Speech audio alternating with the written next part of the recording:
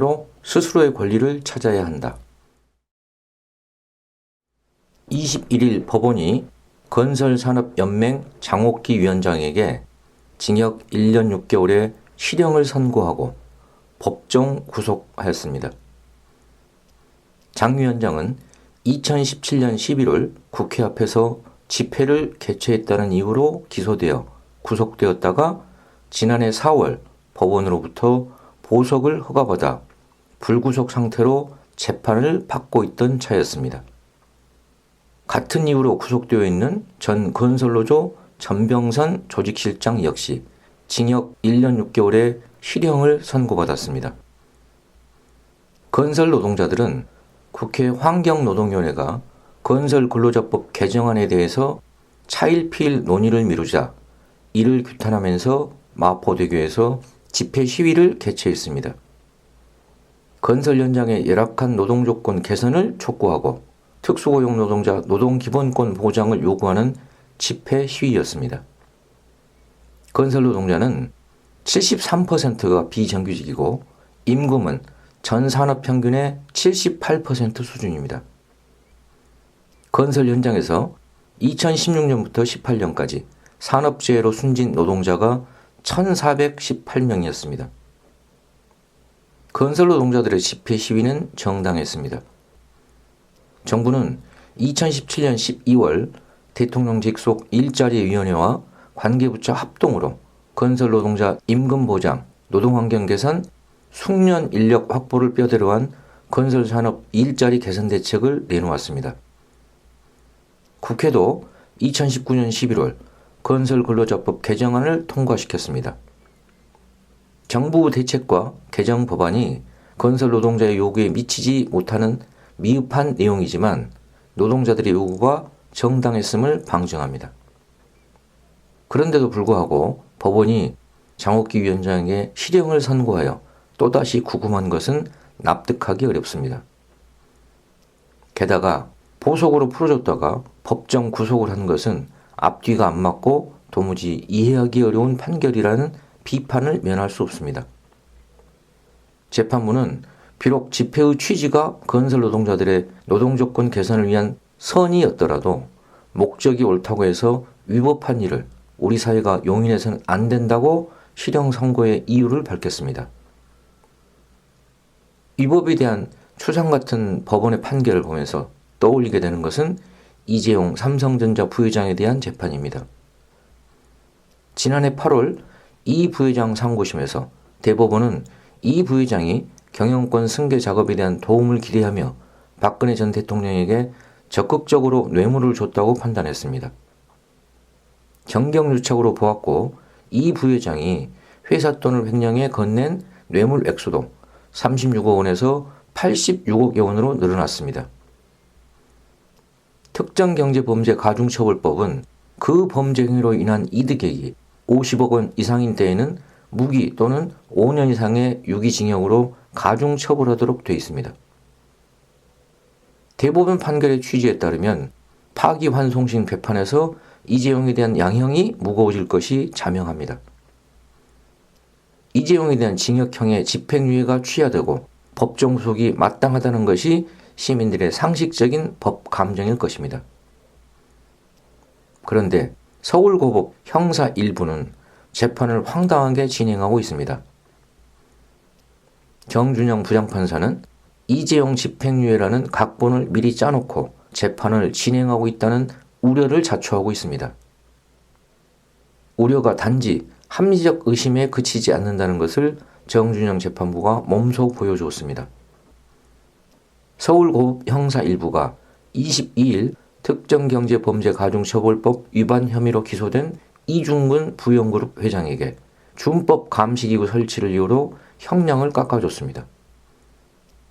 재판부는 이중근 회장에게 징역 2년 6개월을 선고했는데 지난해 11월 1심 선고 형량인 징역 5년에서 절반을 줄여준 것입니다. 이재용 부회장의 파기환송심을 맡고 있는 바로 그 재판부입니다. 이 부회장 판결에 예고편이라고 해도 손색이 없을 것 같습니다. 일반 형사사건에서 좀처럼 보기 힘든 판결 형태가 재벌 총수일가 범죄에서는 일종의 공식처럼 되풀이되고 있다는 사실이 통계로도 확인됩니다. 법원은 여전히 재벌 범죄에 관대한가에 따르면 2000년에서 2014년까지 재벌이 저지른 기업 범죄 사건에서 집행유예가 선고된 확률은 72%였습니다. 같은 기간 일반 경제사범에 해당하는 특정 경제범죄 가중처벌 등에 관한 법률 위반 범죄에서 집행유예가 선고된 비율은 44%였고 길거리 범죄인 폭행 상해죄의 집행유예율은 62%였습니다. 재벌 기업 범죄의 집행유예율이 일반 경제사범이나 폭행 상해죄보다 훨씬 높다는 것이 확인됩니다. 21세기하고도 20년대에 들어섰지만 대한민국 사법부에게 변함없는 판결 기준은 무전유죄, 유전무죄입니다. 지난 8일 대전지방법원 2심 재판부는 유성기업 임원을 다치게 했다는 이유로 노동자 5명 전원에게 1심보다 무거운 형량을 선고해 법정 구속했습니다. 1심 형량을 모두 채우고 만기 출소한 2명의 노동자는 더 높은 형을 선고받아 재수감 대기에 이르렀습니다. 장옥기 위원장의 재판과 마찬가지로 엄격한 법 집행이라는 미명 아래 가혹한 판결을 내린 것입니다. 그런데 10일 유성기업 유시영 전 회장은 항소심에서 6개월을 감형받았습니다. 그는 노조 파괴 좌문료 명목으로 13억여 원을 창조 컨설팅 측에 지급한 배임 혐의와 개인이 부담하여야 할 변호사 비용을 회사 돈으로 대납하였다는 업무상 횡령 혐의로 기소돼 재판을 받고 있습니다. 유무죄에 대한 판단은 물론이고 고무줄처럼 늘었다 줄었다 하는 형량 잣대에 대한 시민의 불신은 법원의 제19 감사기에 이르면 그 정도가 극에 달합니다. 지난 13일 사법농단 사건 첫 선고에서 유해용 전 대법원 수석재판연구관이 무죄를 선고받았습니다. 사법농단이라 불리는 사법부의 추한 민낯의 실태가 드러난 지 3년이 지났습니다.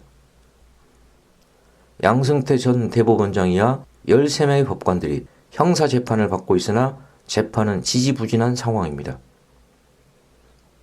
세간의 관심에서 점점 멀어지고 있는 즈음에 첫 선고에서 무죄 판결이 내려진 것입니다.